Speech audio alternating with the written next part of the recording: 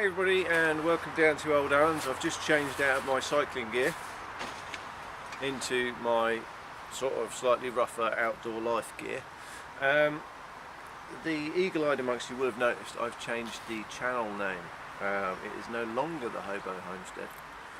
It is the Sam's Outdoor Life channel, which I think is maybe not quite as marketable, but is certainly an improvement and sort of sits a bit better with the videos that I've got and the videos I intend to produce in the future.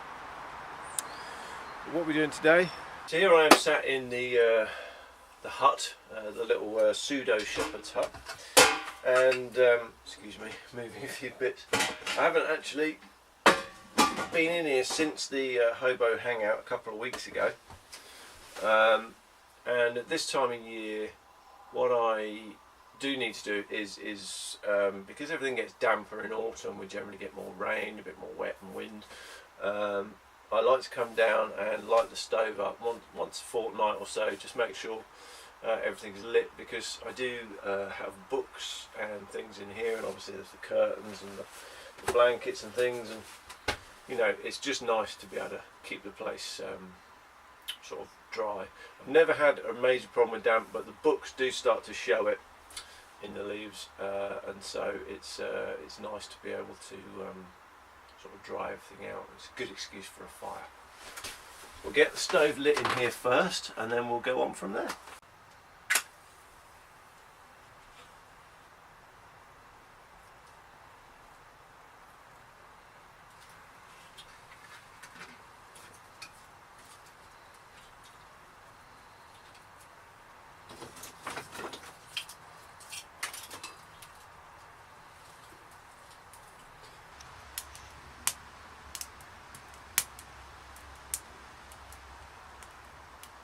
There we go, current temperature in the hut, having just lit the fire, 8 degrees centigrade, 46, 47 Fahrenheit. And what I'll do now is I'll just get that fire really stoked up, get the doors closed in here and really get this place warm and draw out any moisture. While I'm down here, I'm going to light the stove in the roundhouse behind me, and we're going to make some bread. I've got to say, everybody, that lighting this little stove is way easier than lighting that tiny one in the hut. The home built stove, it just sparks up real easy. That one there is a real faff. The other one is a real faff to get it going. But we've now got 2 fires on the go, so fairly soon we'll get some bread mix made.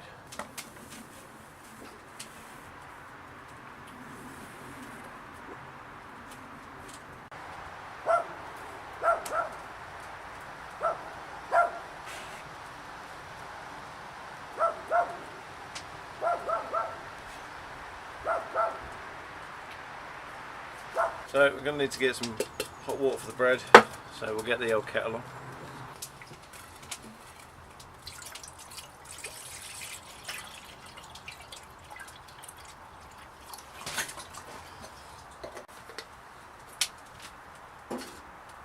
Got all the ingredients you need right here. 500 grams, well, it's 600 grams of flour. Just added it all into here. And mix it all into the pot. There's my easy bake yeast. So flour, most of which will go in here now.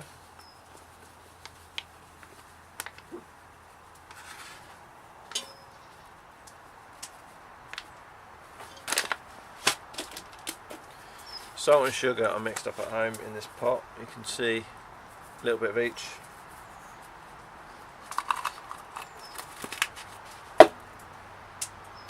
That. Oil,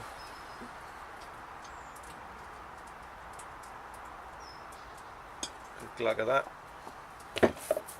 Any kind of fat really, but oil's easy. Banging easy bake yeast. You don't have to be precious about any of this. Give that lot a mix up.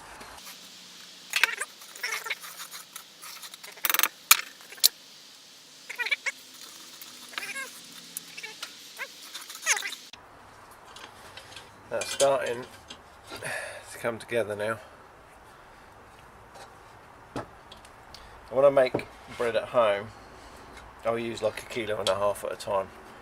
You get like a real good decent size loaf out of that, and a whole load of bread rolls as well for sandwiches. But down here just for a bit of fun, there's no need to go making loads.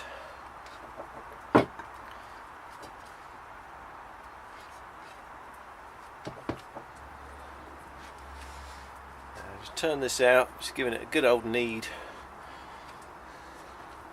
Work it. Got little bits of black in it. That's come off the inside of the Dutch oven. I'm not worried overly about that. There's plenty more in life that's going to kill me.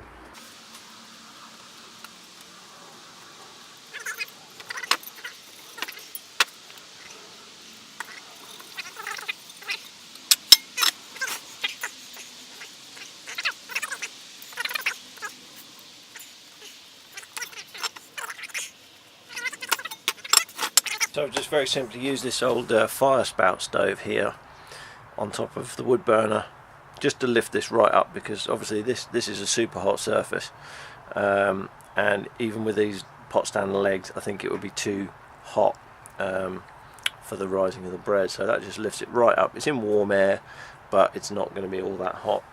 And I've left the kettle on with the water in it so I can have a brew. The stove door thermometer, which is a very rough indicator because obviously it's just on the door. It should really be on the chimney, but for some reason the magnet won't stick to the chimney even though it's steel, which is a bit odd. That is like slap bang in the middle of best operation, so not bad for a reconstituted oven bodged together stove.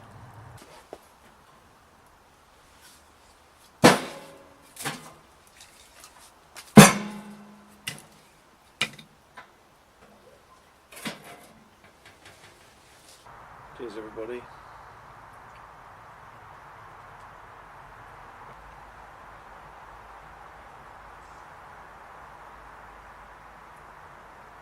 While we wait for the dough to rise, just a little bit more, let's go check on the hut and see how it's doing with drying stuff out in there. Take a look.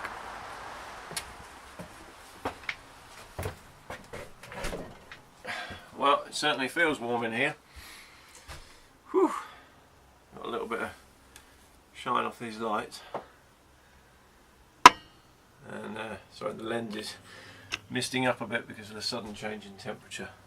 That's more like it. We are up to sort of 24-25 degrees, which in American money is 76 Fahrenheit. So that's certainly very comfortable compared to what we've got outside. And when we consider that I haven't been tending this fire, we're basically down to embers in there now. That's pretty good result, really. Back outside, back to the other stove, back to bread.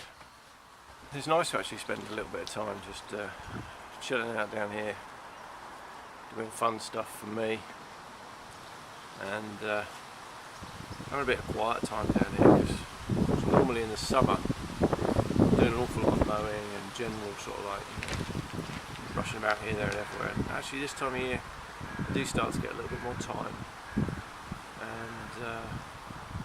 yeah, it is nice to just slow down a little bit. So, on with the bread. Let's see how that rise is doing. Yep, that's rizzed.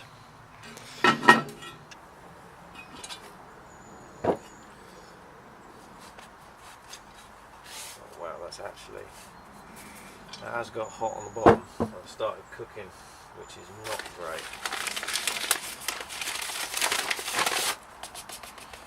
Right, we'll see if we can rescue it.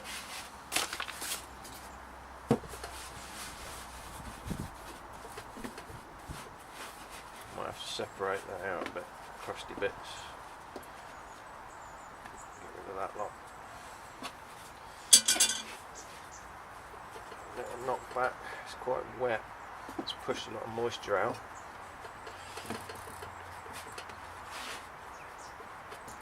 But this is what experiments are all about.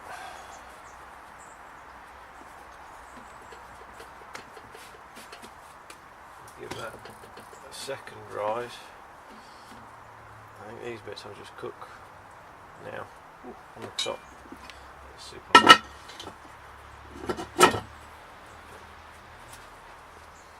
Entirely my fault. I got frustrated with the speed. I thought we weren't getting a rise quite quick enough, having it lifted up on that old fire spout stove. So I put it down on the base, and well, I should have known better. I did know better, but I was just being impatient. So I put it on the bottom, and obviously the bottom of the dough has actually started to cook while the top bit was rising. But there we go. Lesson learnt there. Be patient. This does give me a little opportunity to just cook off these little pieces on the top of the stove.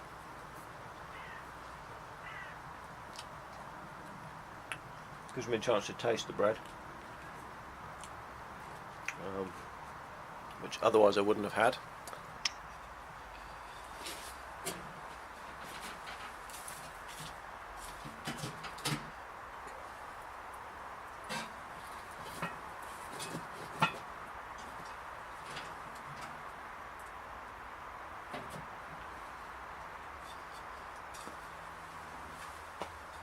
The bread is in the oven, gas mark 6. No idea what the gas mark is, no idea what the temperature is, it's all a guess. But at home I would normally do, well, on a much larger batch I'd normally do 220 for 25 minutes ish. If I was doing rolls, if there are rolls in there I'd probably take those out after about 15 minutes, dependent on the size of the rolls. But at home, certainly, if you made a decent batch, you're gonna want to be checking it sort of 220. You're gonna want to be checking it sort of like 20 minutes, 25 minutes. Much beyond that, you'll probably start to get a bit of burning on top. But anyway, while that's on, we'll go and take a quick look around the woods. In about 4 weeks' time, I've got a group coming to stay down at Old Allen's again. They are the Bare Bones Bike Packers, and or a division of the Bare Bones Bike Packers, because these guys are all over the country, and this is like a southern area bunch of guys. And bike packing, for those that don't know, is it's like backpacking, but you stick all your stuff on the bike, and it sort of tends to be more off-road. So whereas like traditional touring would be on-road, this is sort of like off-road, mountain bikes, gravel bikes, that sort of thing. And these guys are very, very keen. They came and stayed down here last winter, sort of just before Christmas. And they're obviously doing the same thing again this year. Now last year we had, I think, 12 of them camped down here. Some slept in the roundhouse, some slept in the log store, some were in the woods behind me. Some were around the back of the roundhouse, some were in the field. They're just all over the place, and so it's nice that they enjoyed that and want to come again. As we wander up through the woods here, I've sort of earmarked a couple of spots for these guys, the Bare Bones guys. There's a nice little area I've cleared out there. There's an area here underneath two, well, one hawthorn and one sort of like young ash, so no worries with dieback on that one. And these are all still in the fairly sort of private bit of the woods. As we look back through the trees towards the roundhouse, which you can just see the blue of sort of centre screen now. That's the blue of the roof where I haven't covered it. There is space behind the roundhouse, so it's actually quite a nice space to sleep. Much beyond this area, we sort of get into, you come up a little bit closer to the road and close to the bees, although the bees aren't active particularly now, and they certainly won't be overnight while these guys are here. There is space under these trees. There's quite a good covering here, so they could hunker down there. You know, so there's a few spots, and then if we go down toward the stream. I also had last year a couple of the guys camp under a big tarp down here, but this is very close to big poplar, which has already shed one branch this year, so I might sort of discourage them from camping down close to that, because they could lose leaves at any time, or lose branches at any time. That's really funny. I was standing here just chatting to you guys, and I could smell burning. I was like, oh god, I'm downwind of that, and I could smell it coming out of the chimney. So I've already burnt. That pot's been in for, well, it's been in about 8.5 minutes, and I've completely charred the bottom of the bread. So I took it out very quick, spread the embers as far out to the sides as I could, flipped the bread over so I can burn the top as well, and stuffed it back in. So there we go. Live and learn, eh? Live and learn. It's still too hot, even though it's just down to embers in there. There were still quite fierce embers, and that's just, yeah, it's completely charcoaled the bottom of that bread. That's what we're here for, though. It's all good fun. I'll show you the full charcoal thing in a minute. I'm sure it's burnt to bits. Let's take a look. Always a lovely smell of burning. As you can see, I shoved the embers right out to the side, but it's just too hot.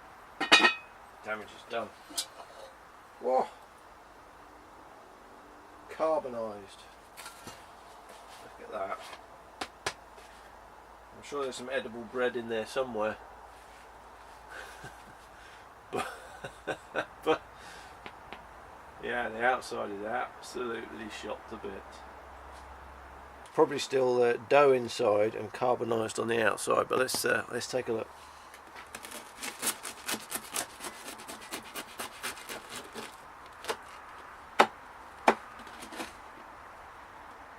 Yep. Look at that. Way dough and carbon. So yeah, very non-edible. You have been watching the complete failure of outdoor baked bread. Sam's Outdoor Life. Stick around, tell your friends.